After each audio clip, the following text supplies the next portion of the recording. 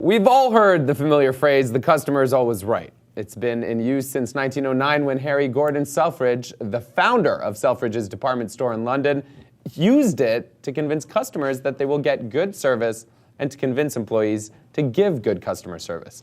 But it might just be time to retire that phrase. One happiness expert argues, if companies put their employees first, they will in turn put the customers first. Joining us now to discuss his viral blog post is Alexander Kjerulf, Chief Happiness Officer, author, and speaker from Copenhagen, Denmark. Alex, welcome.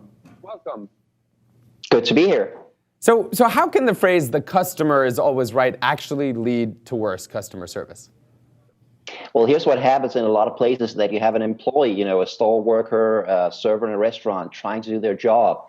And you have a completely unreasonable customer making outrageous demands under the guise of, the customer is always right. As an employee, you try to enforce the rules and you try to do what's right, what the workplace is demanding of you. The customer goes over your head, says, I demand to speak to your manager. The manager gives the customer whatever they want.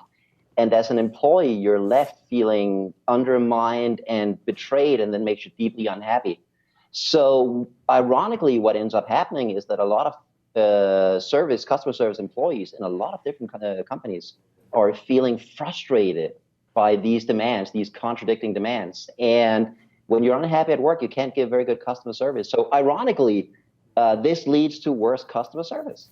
Yeah, I mean, that makes sense to me, and I've actually experienced that to a certain extent. I mean, in your blog, you write a story about how the CEO of Southwest Airlines responded to one highly critical passenger by basically telling them to get lost. So should companies fear losing customers if they side with their employees? I think that's the problem. That you're afraid that this customer will cause a stake, or this customer will go elsewhere. But here's the thing: those unreasonable customers are not even worth having. If you can take one of those unreasonable, rude, abrasive, abusive customers and send them to a competitor, that's actually the best thing you can do for your business, and a really good way to hurt your competitors.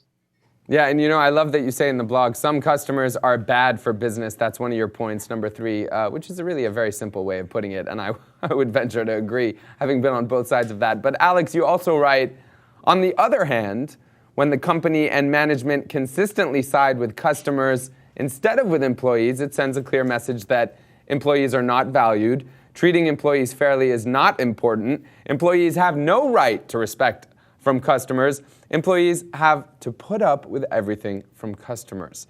So talk to us a bit about the downside for employees of this phrase.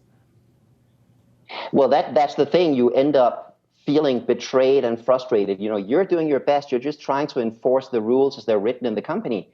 And the company and managers keep undermining you. On the other hand, if managers get this right, it can be amazing. I've gotten so many great comments on this article, okay? And one lady wrote to me and said that I work in this store. It's happened 3 times now that, I've been abused by a customer, and my manager has come in and basically kicked that customer out, saying, you cannot treat my employees like that.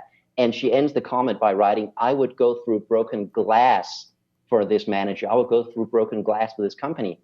And that's the thing. This is not rocket science, okay? If you treat your employees well, they will be happy at work. And we know from countless studies that happy employees give much better customer service. It's much easier to treat the customers well if you're having a good day at work. And if you're having a really bad day at work and you hate your job and you hate the manager and you hate the customers, it's really hard to give good customer service. You're going to have to fake it. And no one can fake that on a consistent basis.